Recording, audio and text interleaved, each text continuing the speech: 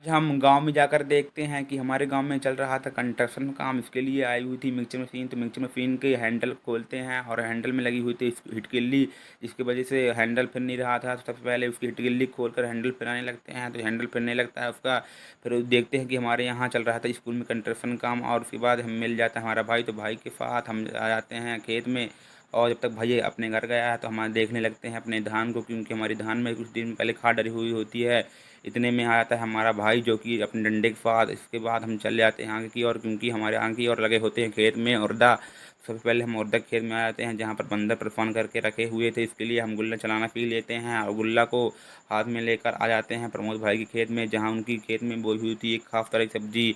मेरे को नहीं पता थी, तो आप बताइए कमेंट करके ये कौन सी सब्जी है। अगर आपको पता हो तो कमेंट करके ज़रूर बताइएगा। इसके बाद हमको हमारा भाई बताता है कि यह रुइये की सब्ज़ी होती है, जो कि एक ख़ास तरह के पौधे से बनी होती है, लगी होती है।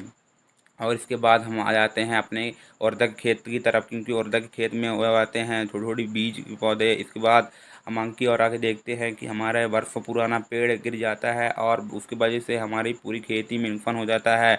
और उसमें जाके देखते हैं कि पूरे पेड़ हमारे खेत में ही दर जाता है, जिसकी वजह से पूरी फसल नष्ट हो जाती है।